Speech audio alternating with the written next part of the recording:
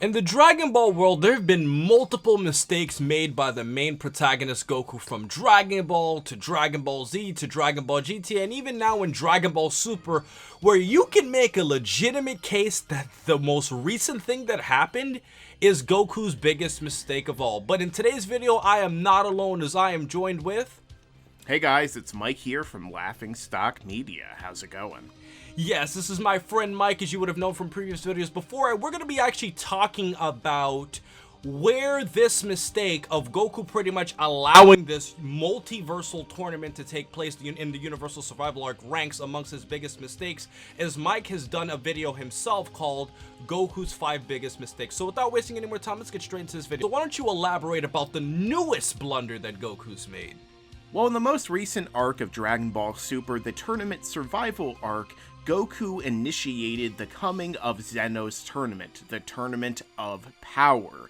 And through the Tournament of Power, we're going to see the biggest mistake Goku has arguably ever made realized, because the surviving universe will be left perfectly intact. However, the losing universes, the other 11, will be erased by Zeno for losing, which means that Goku would be indirectly or directly, depending upon your point of view, responsible for the deaths of 11 universes and their afterlives. Not even just all the people that are alive in the normal universes, but everyone who's alive in the afterlife as well. And, you know, to talk about some of Goku's other moments, Mike, you know, we've talked about some of the other big blunders Goku's made, and one of them would definitely have to be where Goku spares Frieza. Now, personally, I feel like this was a big mistake because Goku's done this twice.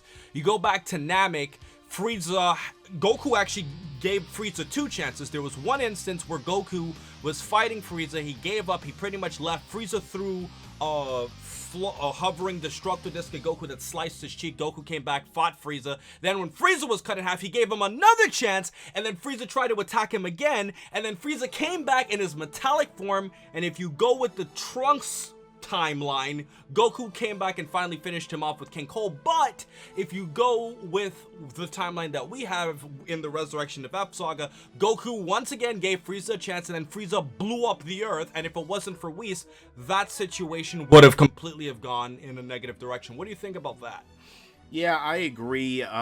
Once again, Goku kept letting his guard down and kept allowing Frieza to live, despite the fact that, as you pointed out, in the History of Trunks timeline, Goku was the one to kill Frieza and King Cold when they showed up, because obviously Trunks couldn't have showed up to defeat them because he wasn't even born yet. So ultimately, I feel that it doesn't really make the most sense that he would have done that in the first place, because he's technically done it before. But the fact of the matter is, Goku has given people chance after chance after chance, and especially with Frieza, it comes back to bite him in the ass. I mean, you could argue that with Vegeta, it kind of bit him in the ass a little bit, just because, like, even though Vegeta ended up being very helpful at times, Vegeta was still incredibly destructive. He led to the creation of Majin Buu because he still wasn't over everything with Goku, and he allowed Cell to become perfect, which made Goku not able to defeat him. We had to go to Gohan to rely on him, but ultimately, it just seems like Goku really needed to not spare Frieza, and he still did. That's just a case where he's just never going to change. But to move on to one that you were pointing out off the air, Mike, why don't you elaborate about Goku's blunder during the Future Trunks Zamasu arc? Well, during the Future Trunks and Zamasu arc, Goku went with Beerus and Whis to meet this apprentice Kaioshin of Universe 10, who we became aware of was known as Zamasu.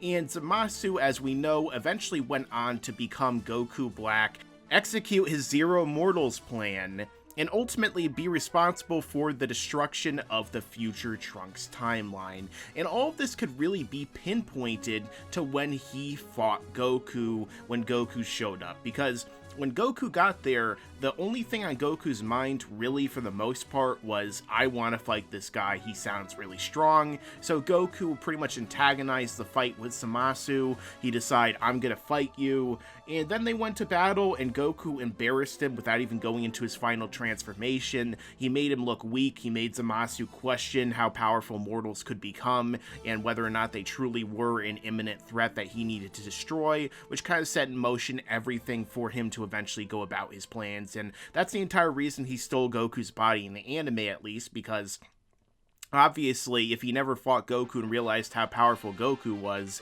he probably wouldn't be taking his body now, would he? But to move on to another thing here, we have Majin Vegeta. Now, the Goku holding back against Majin Vegeta actually had some negative consequences. The fact of the matter is that if Goku had gone Super Saiyan 3 and just knocked out Vegeta, he wouldn't have given as much energy towards Majin Buu, because he would have only have been a Super Saiyan 3 for a quick instant. He would have knocked him out and he would have just left the battlefield, and he could have just taken out Fat Buu had Fat Buu magically been restored anyways. And, you know, it kind of shows you that by dragging the fight out as a Super Saiyan 2, that was a horrible decision Goku made, but obviously he probably wasn't aware as to the consequences that could have taken place directly after that. So that's another quick point. Now, moving on to Dragon Ball GT, one thing I've noticed, Mike, is a lot of people don't view Goku's fight against Baby to really be a blunder. And the reason why I say this is because if you look at his fight when he went Super Saiyan 4, Goku had a large opportunity to just defeat Baby there, and they could have just used the Dragon Balls to bring Vegeta back. But by not just immediately taking him out, Baby went to Bulma, he went into, you know, his grade 8 form, and that obviously dragged the fight out a lot longer. And even though it all worked out in the end, it still kind of screwed up the situation. What do you think? Yeah, ultimately, Goku has had a bad habit of times of dragging out his fights.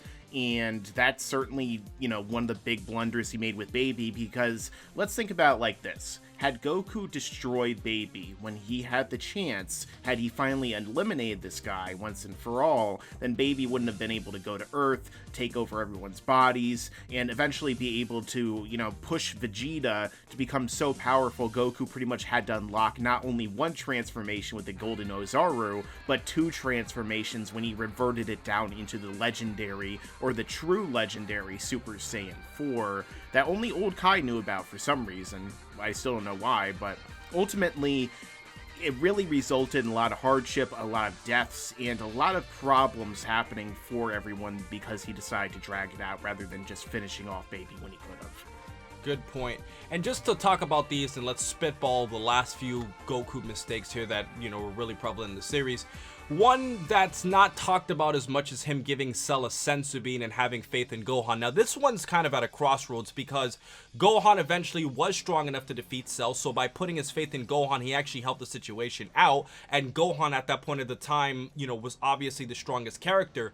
And giving Cell a senzu bean was a mistake, but the fact of the matter is that Cell was holding back so much power anyways, I don't really think it would have made a major difference. Your thoughts, Mike? Yeah, I agree. I don't think that it would have mattered. Ultimately, Cell was telling Goku, you know, oh, go and take the senzu bean, you know, maybe it'll help you out. But the fact that he was actually encouraging Goku to take the senzu bean shows that he still would have been able to beat Goku even if he took it, or, you know, anyone at the time, regardless of if he took the senzu bean or not. So, Cell was just holding back so much power at the time when he fought Goku, maybe even half of his full power, kind of like when Goku's fighting Freeze with the Kaioken, to where it just, you know, would not have really mattered until Gohan turned into a Super Saiyan 2, and by then, as we know, even full power Cell was no match for him until he came back with his Zenkai, and that was all plot-based. So ultimately, I feel like that mistake really isn't that big of a deal, because it didn't really make too much of a difference, except for maybe fighting the Cell Jr. The only thing I will say, though, Mike, is that I do think Goku did blunder when Cell had Gohan in that chokehold. And Piccolo was telling him, you know, Gohan's not a fighter. He's just wondering why his dad isn't helping him. Even though Gohan was strong enough to defeat Cell, as we saw later on, in that very specific moment where Cell was squeezing him, Gohan wasn't going to get out of that, and Goku should have jumped in at that point. But obviously, the whole Android 16 thing happened there. Well, this is the same Goku who decided to send his 4-year-old son to fight to the death against Vegeta, and he's just like, oh, don't worry, son, you don't have to win. You just have to stall him. But to close out our final 2 moments here, Mike, you want to elaborate on the whole Universe 6 tournament in which Goku and Vegeta were holding back? Yeah, pretty much Goku and Vegeta said that the entire reason, I guess, that they were holding back against the Universe 6 fighters is not because they wanted the best fight, but because that they wanted to save and conserve energy because they were aware that Hit was probably going to be the #1 fighter. They could tell from the get-go. Now, the only problem with that is that despite the fact that they're trying to save energy, and I'm sure that the lower forms don't use as much energy as the Super Saiyan Blue, Goku and Vegeta seemed to put out a good amount of energy when they were fighting. And, you know, Vegeta in particular, you know, he was using his Super Saiyan and even went so far as to use a Final Flash against Vegeta, and I just feel like if they had just gone Super Saiyan Blue right away, Goku could have just one-shot every single person in his way up until Hit, beat them all within the course of like a couple minutes, to where it wouldn't even make any difference at all, and he wouldn't have even wasted any stamina because he could just stay in the form the entire time. And even the manga version, it's like if they transform over and over again, they lose a lot of energy. Well, if you just stay in the form, it probably should be fine. Right, and to talk about the final one here, I actually did a what-if scenario on this topic, and it is the fact that Goku allowed himself to die against Raditz.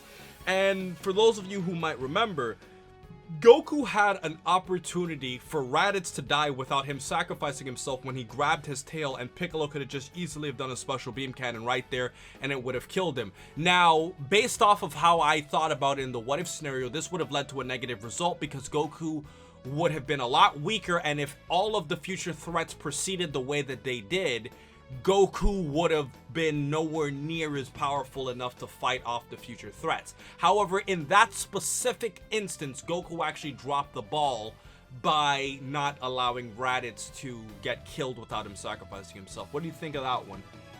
The only thing I would say in that case, though, is that if Goku did not die, he would not have been able to go and train with King Kai, and he probably would not have been strong enough to be able to ultimately fend off the Saiyans when they came to the Earth, because when Goku... Assuming they came, because you remember, they came because Raditz contacted him with the Scouter.